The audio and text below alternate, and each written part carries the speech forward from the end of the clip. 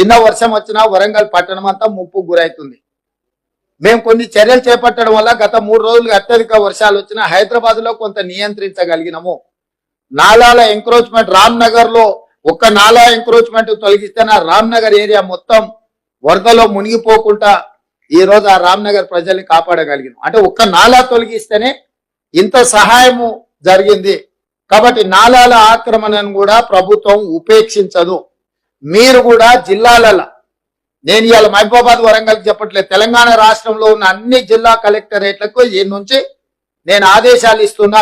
మీ ప్రాంతాలలో ఎక్కడైనా చెరువులు కానీ నాలాలు కానీ ఆక్రమించుకుంటే మీరు మొత్తం వాటిని లిస్ట్ అవుట్ చేయండి. కోర్టులలో ఏమైనా పెండింగ్ కేసులు ఉంటే ఆ కేసులను కూడా పరిష్కరించుకోవడానికి ప్రత్యేకమైన న్యాయవాదులను నియమించుకోండి. ఉమ్మడి రాష్ట్రంలో కంటే కూడా గత 10 సంవత్సరాల